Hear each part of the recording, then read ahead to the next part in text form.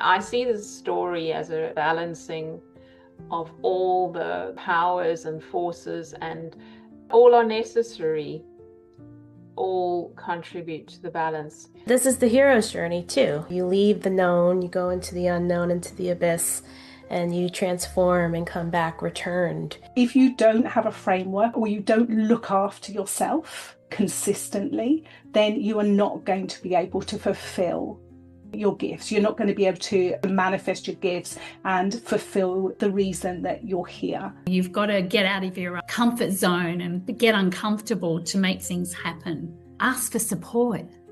Support is your superpower. We're not meant to do this alone. Hello, beautiful souls. It is Sophia from Sacred You. Thank you so much for being here.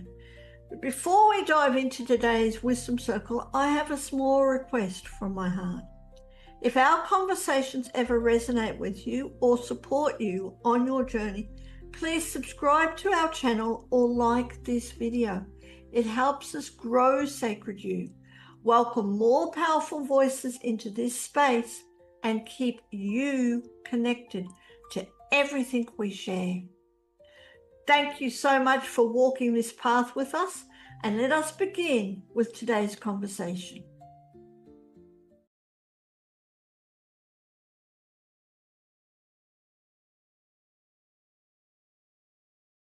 Welcome to another wonderful Wisdom Circle. I'm excited. I love this topic, myths to feed and nourish a wild woman. Our beautiful Samantha Wittenberg has joined us. That has some incredible stories. I'm so excited, Samantha. I don't even know what you're talking about today, but I'm going to be here listening in the background. So I'm going to hand it over to you to introduce the wonderful stories and these beautiful women who have joined you to discuss your wonderful story. And I will be back at the end. Thank you. Looking forward to it. Thanks, Sophia, and thanks to all of you for joining and anyone who's watching the recording. I'm Samantha. I'm a coach and storyteller, and I help overwhelmed and stressed parents, carers of neurodivergent children to find their spark and to find personal fulfillment. And part of that is understanding the archetypal myths that underpin so many of our life processes. And the one I'm going to share today is, I think, particularly powerful for carers, but for anyone who has been through a dark time, which I think if you're over the age of about 14, you probably have. I would love to hear a little bit from each of you, and I'll start from who you are, and maybe you can even share about a dark time that you've been through and come out of, if you'd like, as you introduce yourself. Charlotte. So I'm Charlotte Mitchell. It's lovely to be here.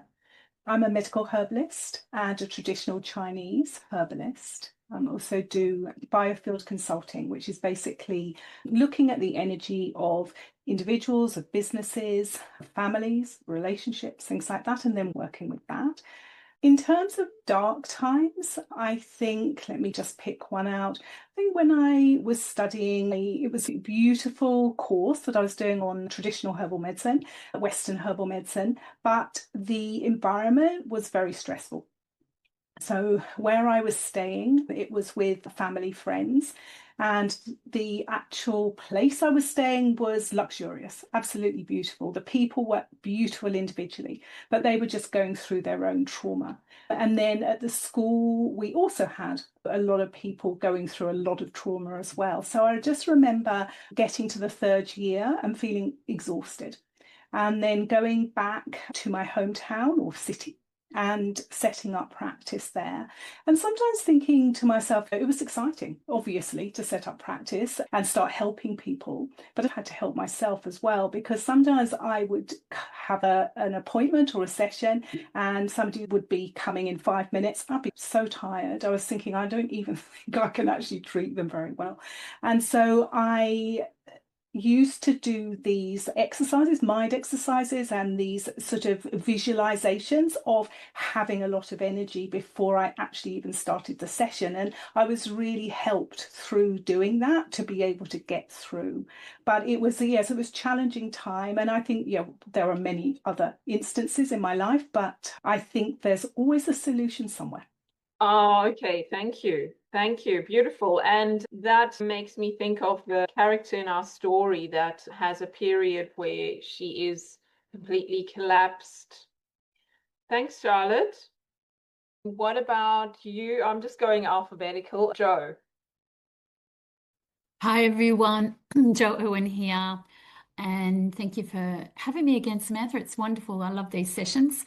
I'm actually a transformational coach, but great question because my life has been shaped by a lot of dark moments and a lot of loss and adversity, but I'll go into that in a minute. Firstly, I'm a NLP master practitioner and hypnosis practitioner, regression therapist, and results coach.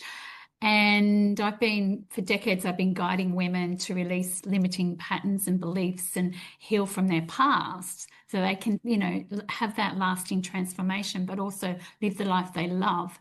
And I weave in the science, the soul, and energy work. I use frequency to help blend that and so they can heal from a very deep level. But the instances that come in, there's so many instances in my life that I could share, but I guess the biggest one was, the darkest one was when I was single mum, when I was 6 months pregnant with my fourth child and found myself as a single mum, and my life just turned upside down. It was like, how am I going to get through this? And it was through some of the environment, the people that surrounded me, and the tools that were presented to me that I was able to pull through. But I didn't think it was the darkest time because I didn't think I could do it. I didn't believe in myself for a start. I had no self-belief and worth. And it was because of those tools. And the main one was Louise L. Hay. When I was exposed to her work, I used that to really, I guess I didn't even believe it'll work at the time, but I used it to pull myself out of that. I used to call it a pit, like in the dark pit. And there were some days I just didn't even want to be alive.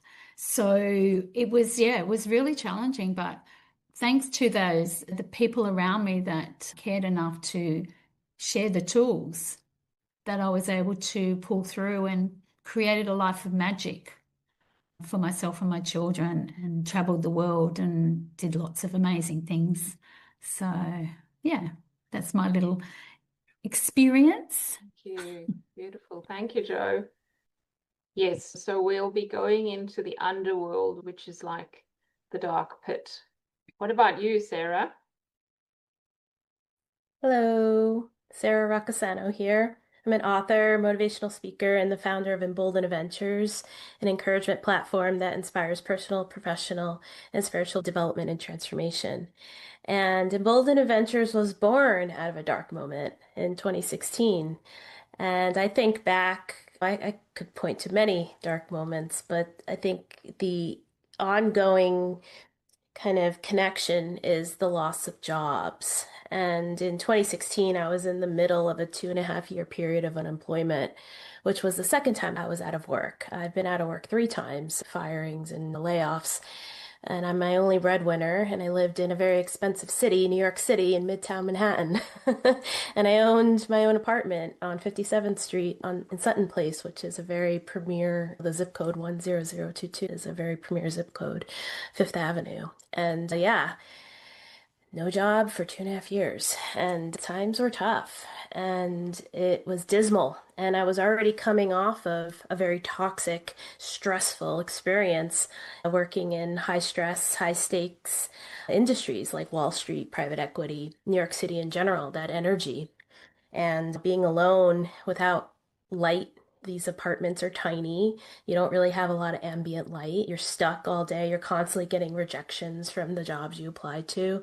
I was going so far to apply to jobs in Uzbekistan and the Philippines to get a job in the energy space at the time, which was not a very hot space in 2016, surprisingly enough, the renewable space, the renewable energy and energy. And yeah, there were many times the stress, the negative thoughts, the I hate my life, I hate my life, I hate this shit, I hate this fucking shit. And dark moments of crying in a fetal position on the floor and thinking if I just put my sneakers on and jump the Queensboro Bridge, it's over, which is not that far from my apartment on York Avenue. It's just a few blocks away. Those sort of thoughts that go through your mind. This is too much. It's overwhelming. It's just a never-ending cycle on the hamster wheel. And luckily, I got through it. But Emboldened Adventures was my creative outlet. It was my travel blog for a while, and it allowed for me to share the things that made me spark with joy, which was traveling the world and scuba diving and seeing these amazing places. That was the offset to this really stressful sort of experience for so long, and the inability to really regulate the nervous system and to balance out the stress, and just constantly having the cumulative burnout over time, and in working in an environment and in a city that's just so negative, and the energy is so intense and it never stops, and the noise. And so, yeah, The city that never sleeps. it never sleeps. I could tell you that because I lived for 22 years in the city. Always something going on. Helicopters and protests, and the UN's right there, and Trump's right there, and all, you name it. Everything was going on in my backyard, and you can never get a bit of rest. But anyway, it was a lot of pressure. But yeah, the creative outlet was the Emboldened Adventures. It was my science project, my business project. But it's now led to this opening of transformation, which we can go into. But yeah, I did hit the brick wall ultimately in 2022. And I'm like, that's it. I'm done. I quit my career and I'm reinventing now. So there is light at the end of the tunnel. And when you do get right with yourself, you heal, you cleanse, you recover from burnout. You don't think I hate my life anymore, because now you think I'm grateful for it. And there's so much possibility on the horizon. So there is always hope. Yeah, absolutely. And these incredible gifts that we've all come out of that dark place with are priceless, basically. And we couldn't have got them if we hadn't gone there. So this today's story is one of the oldest, or I think it is possibly the oldest written myth on Earth. It's called Inanna and Ereshkigal, and it comes from the area of that's now Iran, Sumeria. And yeah, this was only found, I think, about 50 years ago. It was discovered, written, and it was deciphered. And everybody, of course, has their own way of telling it. And I will have my unique way, hopefully staying true to as much of the original version as possible. And yeah, so just get yourself ready if you want to get more comfortable, do that and just settle in for the story. Oh, and I just wanted to say that this story, I only discovered this story quite recently, but I had already signed up for a Vision Quest, a wilderness solo, which I'm doing in 2 weeks now. And as I delve deeper into this myth, I realized that this is going to be my conscious decision to go into the underworld, spending 4 days and nights on my own, being in the forest, in the dark. And this time I'm choosing to go there consciously. A lot of the time we are plunged into that underworld without, seemingly not by choice. And yeah, that's often just how the way it has to roll. But I think that choosing to go there by choice gives us a lot more agency, autonomy to shape it the way we want it. Obviously, there's certain things I can't control.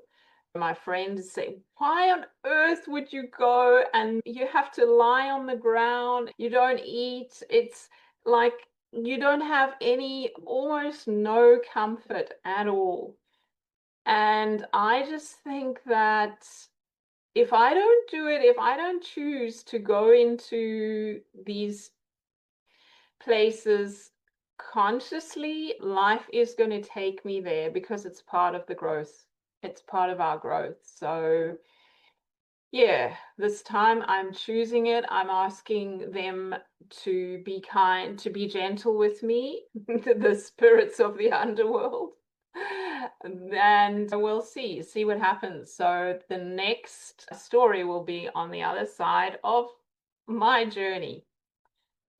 Now, this is the journey of Inanna, who was the queen of the heaven and earth.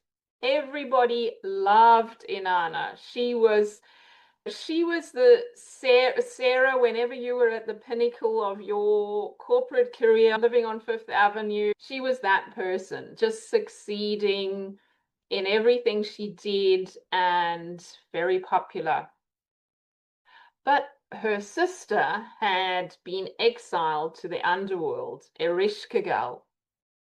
And the story of that is a whole other story, but everybody seemed to just accept that it was okay that the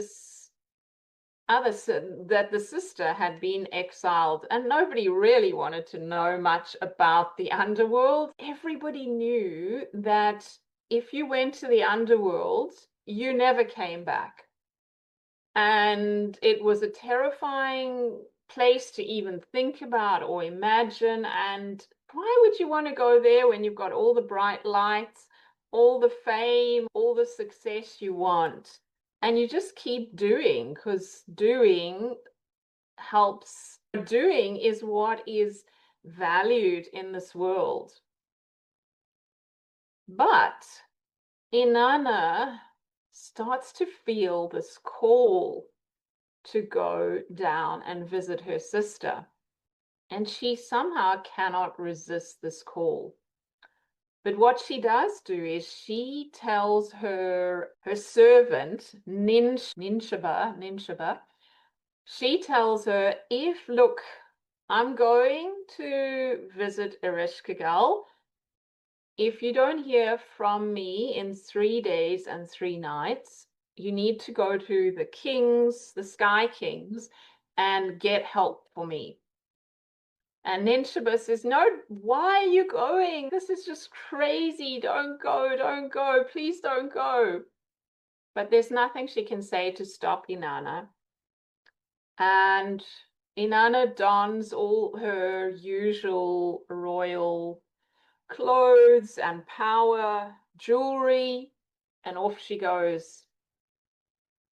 She gets to the first gate, and the guardian of the underworld sees her coming and goes quickly to Ereshkigal. Hey, Inanna's here. She's come to the underworld.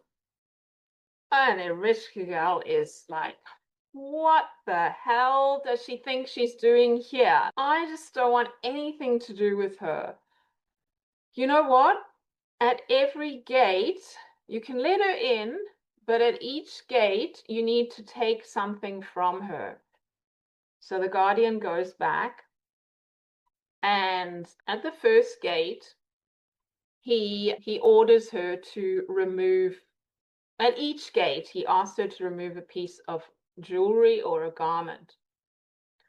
So at the first gate, she is to remove her crown, which she does. But she says, before she does that, she said, what is this? And the guardian says to her, the ways of the underworld are perfect. Do not question them. She gets to the second gate, and she's asked to remove her necklace with lapis lazuli. What is this? And the guardian says, the ways of the underworld are perfect. Do not question them. At the third gate, I just like to name all these things that she removed. She has to take off her breastplate. Again, she says, what is this? And you can imagine that at each of these experiences, she is becoming weaker, more vulnerable, and perhaps more afraid. But Guardian says, the ways of the underworld are perfect. Do not question them. She then, at the 5th gate, she removes her bracelets and her rings. And finally, at the 7th gate, she has to take off her robe. And she's now completely naked. And by now, she's arrived at Ereshkigal's chamber. And Ereshkigal just takes one look at her, that puts the eye of death on her, and immediately she orders her servants to hang Inanna up on a meat hook. So Inanna is hanging there, and Ninshaba, in the meantime, is frantic. The time has passed and there's no sign of Inanna. So she starts knocking on the door of the sky gods, or whatever you knock on to get their attention. And they were quite jealous of the power that Inanna had. And basically they just say to her, look, she's decided to go to the underworld. Sorry, there's nothing we can do. That was her decision. Too bad. And she's getting quite desperate. And then she gets to the god Enki. And he is willing to help.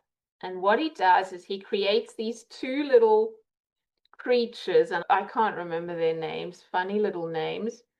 But they are small enough to crawl under the gates, all the gates. And he says he just instructs the creatures. So when you get to, somehow Enki knows what has happened down there in the underworld, and he instructs these creatures. When you see Ereshkigal, just give her empathy, basically. Give her empathy and then ask for Inanna to be given back to you. And the creatures get in, they go through all the gates, or they crawl under all the gates, and they get to Ereshkigal, who by this time is in such agony. And we don't know, some people say she's going through labor, because as Inanna is dying, she is giving birth.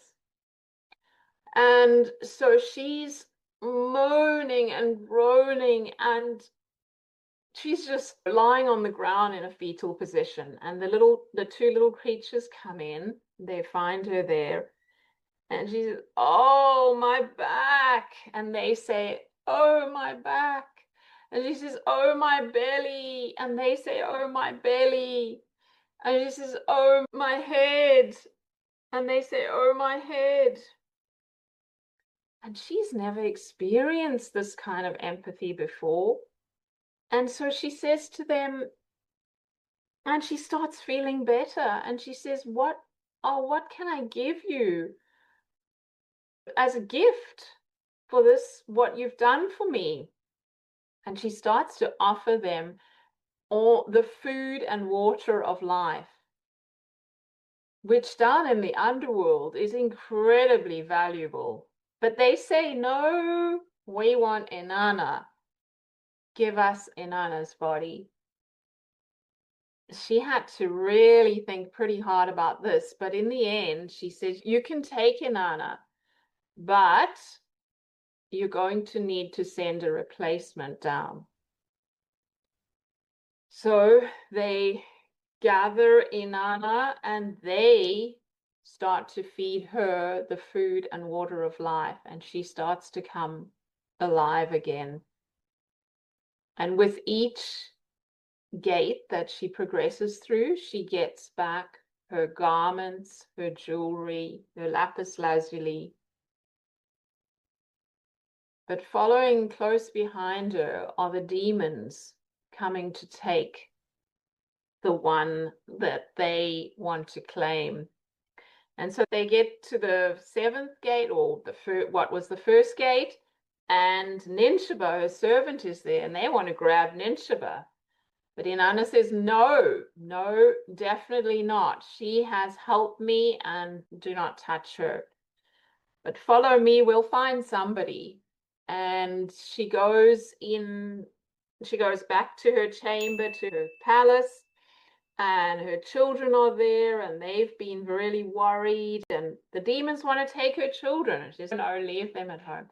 But then she sees her husband. And his name is Dumuzi, and he is sitting on her throne having a wonderful time. He hasn't even thought about her or been worried about her.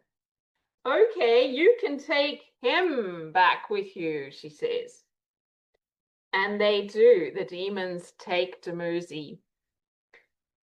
Actually, he ends up doing a deal where he gets to stay down in the underworld for only half the time, and he swaps with Inanna's other sister. And so they alternate half the time in the underworld and half the time in the upper world. But basically, that is part of another big story. So that is the story of Inanna and Ereshkigal as I can remember it. And I'd love to hear from you. Where did the story come alive for you? Which part? And how did it speak to you? I'll go first. Yes, Sara. So I was just listening to a former live YouTube video, and this woman was channeling Source, and she was talking about the shift that's about to happen, the ascension of consciousness and kind of the new earth. And she talked about how there's an underworld, and it's an inversion, right? As above, so below. And as you're talking about this, I'm thinking about what she's describing, how we're in this lower realm right now. We're going to be portaling through to the higher. But this is the hero's journey too. You leave the known, you go into the unknown, into the abyss, and you transform and come back returned. But then what I was also reacting to were the parts where she's removing her jewelry.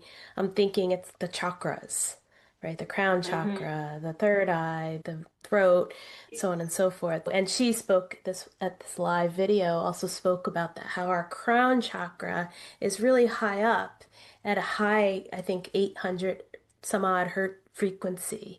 And that's really what's about to get activated for us as we shift in this ascension, is our higher chakras are going to really come alive as we ascend upward. So we're in this story as the collective right now in humanity. We're in the throes of the abyss, the unknown world. And we're all collectively, I think, those that are on the shift are going to be in the hero's journey moment of rising and ascending. And so I love this coincidence. There's no such thing, but the synchronistic story, because that's, I think, a sign of where we're going is instant alignment, instant manifestation, instantaneous telepathic gifts and ESP and whatever else. So thank you for this story, because it's really hitting home and underscoring that this is real. Thank you. So hearing that what Inanna's, if we look at it on a metaphorical level or symbolic level, then Inanna has, by going down into the abyss, into the underworld, she is able to actually rise more higher than she would have been able to if she hadn't gone on that journey. Thank you. Yes, I too am experiencing lots of synchronicities in life right now, and the different energies of everybody in my field synchronizing together and rising together. So that makes total sense. I love that, how that came through for you.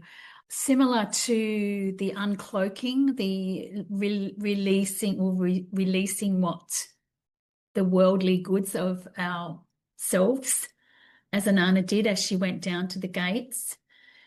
It was, for me, what was coming through was this the reluctancy to go, the reluctancy, the questioning of how's this gonna serve me? What am I getting? Where am I going? What's it getting for me? And surrendering to that, because we're so reluctant to explore the deeper realms, the deeper layers of self. So for me, it was around allowing herself to trust and experience whatever it was that she needed to experience so that she could rise again and be saved. And there's so much of this through history, isn't it? And really unmasking the parts of ourselves that we kept in fear and pain. Each level was like taking off another layer of our masks, our fears, our pain, and also the choices in life that we have. We could choose it to keep going, or we could choose to not go there and not experience what we need to experience for the greater good for ourselves, but for us to eventually rise. So there was so much in that. And it also took me to my dark space of where I was and how I rose from that place as a better human being, as a more evolved human being, as the experience that I thought at the time was breaking me was actually, it broke through something huge, and it's given me the life that I have now, and I'm so grateful for that and the many experiences. So yeah, very, very deep, very meaningful. Thank you.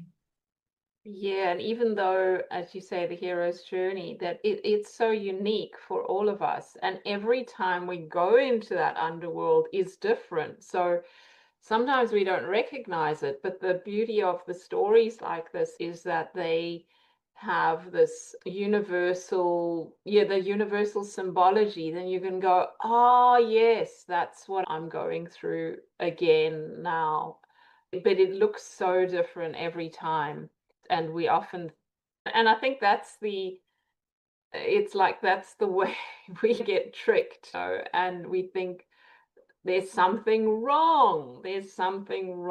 But then if we can say, oh, it's just this, I'm going through it again. Everybody does. This is part of the journey. Then it feels more bearable.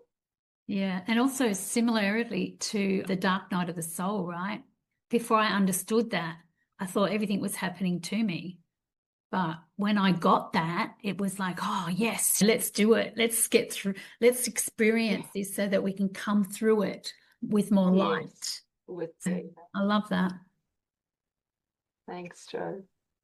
I think what came out of the story, or the myth, was that our society has a tendency to, at the moment, to see things as good or bad, dark or light. Everything is polarized.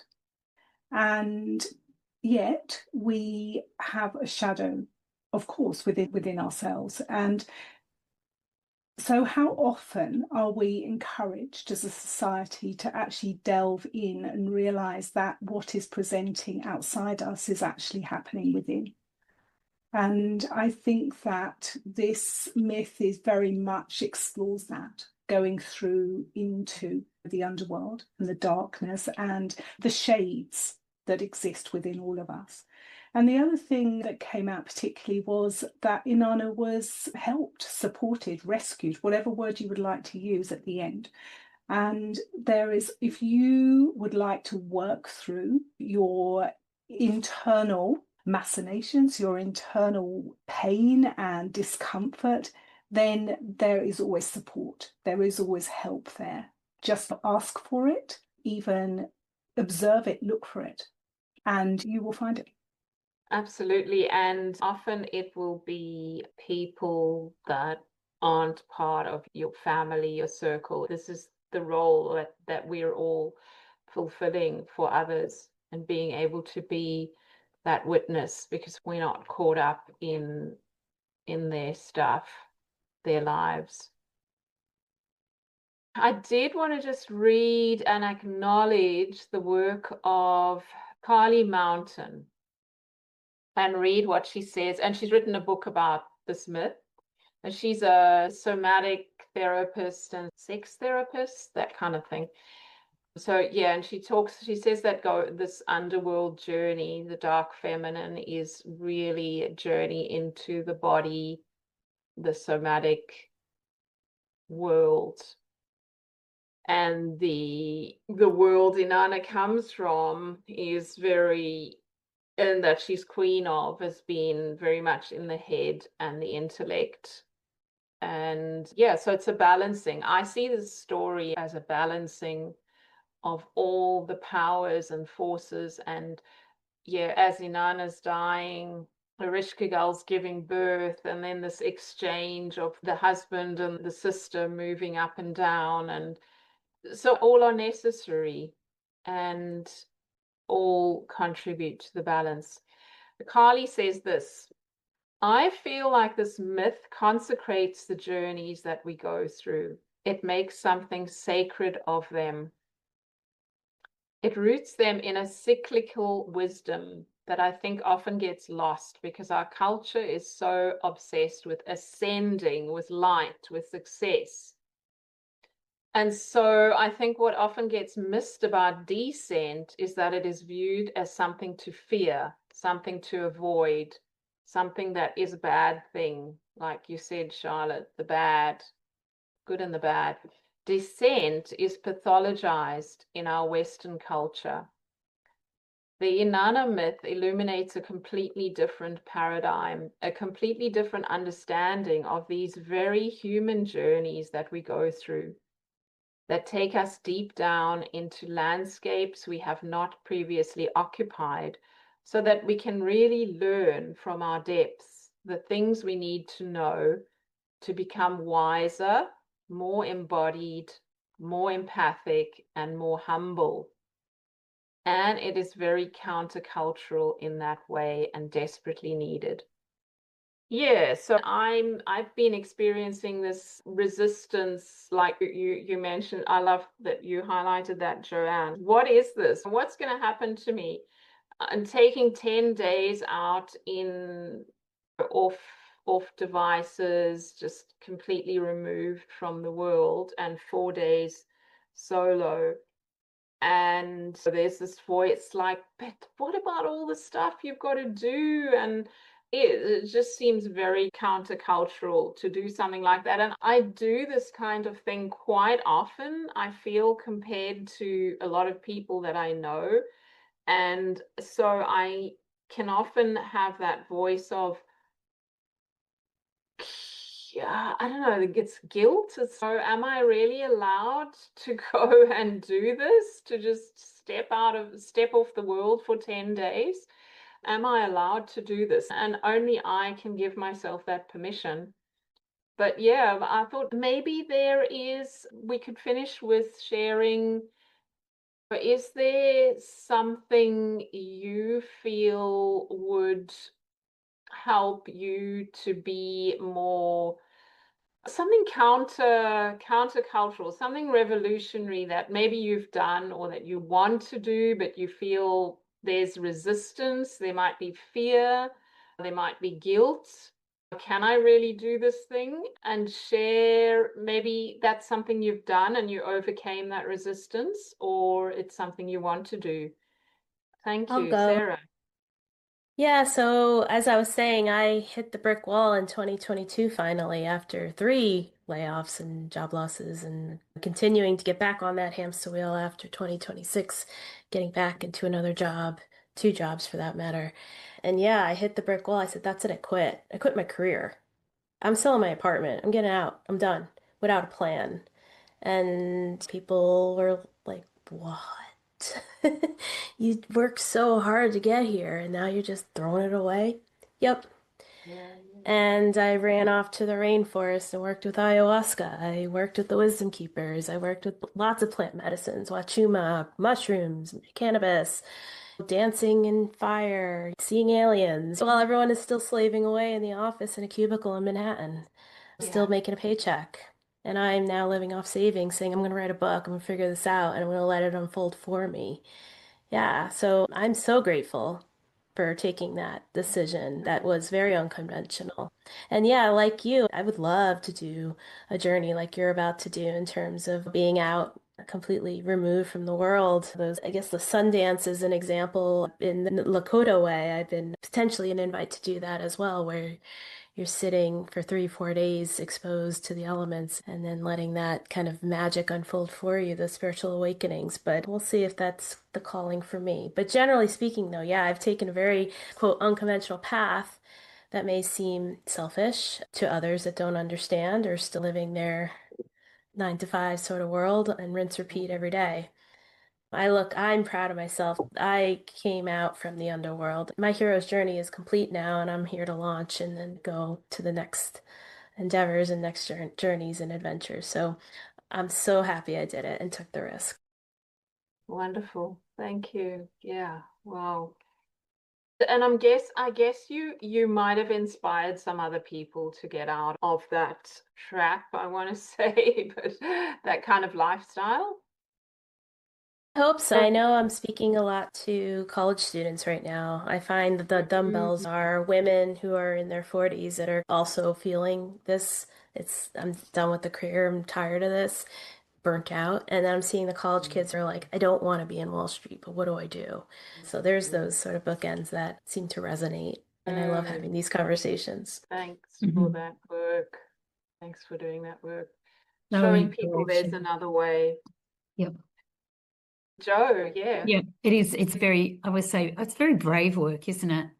Just jumping into a business for me was, oh, what am I doing? Who am I to do this without no backup plan, no financial security? It's just, yeah, it's courageous. And then when we do it, we're like, wow. And I'm not saying it's not easy, but it's challenging, but we face the challenges. And I really, yeah, so inspirational hearing women that jump, just, it's almost like you jump off the edge, like you're about to do. And the fear of, and even recently for me, I was doing something different in my business. Oh, who am I? Those little voices. But I'm like, you know what? You got this. You can do this. You've got all the experience. There's the evidence. So just do it. Just say yes and see what happens. Yeah. Yeah. Because that's happened to me. That's how I pretty much lived my life. And some of it was not by choice. It was because I had to. You know, when you're left with 4 little mouths to feed, you've got no choice. You've got to get food on the table. You've got to get out of your comfort zone and get uncomfortable to make things happen. So, yeah, I think it's just really courageous that we can, and just having that belief, but also surrounding yourself, like Charlotte said, ask for support. This year, my theme is support is your superpower. We're not meant to do this alone. We're meant to have all of us together. And what I'm creating now at the moment is, I feel it's far bigger than me. I just got to get out of the way myself and allow everybody that's coming into this container to, support each other. And that's the journey, isn't it? That's the journey for me. So, yeah, so many times I've just had to step up. And it is an important part of the story is being witnessed as well as, getting support and help and going to the right people for help. Oh, yeah. Environment is everything. And this is why this space is so beautiful, right? Because we're surrounded by like-minded women all on the same mission. Yeah. Thanks, Jo. When you were speaking, one of my sisters was born in the year of the snake in Chinese astrology. And she always said that when people complained that she was not being indolent. She was actually, when she was lying flat on the sofa doing absolutely nothing, a lot was going on.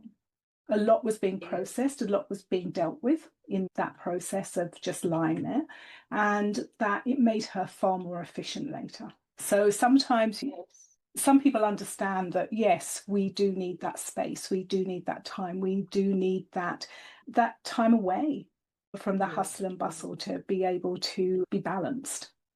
And the second thing, that I went into my career of choice when I was very young. And I've always been self-employed. I've always had my own businesses and things like that. So I've never done 9 to 5. And I do remember once going to a chorilogist, actually, who I was working with. He worked in the same clinic as me in the UK. And he did say, you can never do 9 to 5. He said, honestly, it's never going to work for you. And it's true. It could never work for me. I never worked 5 days a week. It just doesn't suit me. I like doing an eclectic bunch of things and I enjoy it. However, we are here on Earth for a physical experience, and our bodies are what facilitates us to be able to be here and thrive and survive and help others. And so I think that we do need a certain amount of structure. So Sara had a lot of structure and then she's changed it in a different way. So it feels much more free. But if you don't have a framework or you don't look after yourself consistently, then you are not going to be able to fulfill your gifts. You're not going to be able to manifest your gifts and fulfill the reason that you're here. So I think that getting that balance, and we go back to balance, is essential. Structure and freedom. Yeah. Thank you, dear women, this is all about the dark feminine and connecting with the dark feminine, and I appreciate you being willing to go on the journey with me and look forward to the next journey, the next story, next month. I don't know what it's going to be, but yeah, it'll find me. He'll find me, and really appreciate your perspectives on how the story touched you and your unique journeys. So thank you, and yeah, thank you. Thanks, Samantha. And ladies. Thank you, Samantha. Is going to come in, and Sophia, are you there? Yes. Sorry, yes. I've been listening in the background. So thank you. Thank you. It's a wonderful conversation. And thank you, Samantha, for another great myth journey. And Charlotte, Sara, and Joe, grateful for you all to join us. I look forward to next month. Same time next month, another wonderful conversation. And do stay tuned. Of course, click on the links below to reach out to all these amazing women and check out Sacred You while you're at it, sacredyou.love. And we look forward to seeing you next time. Thank you. Thanks, Everyone.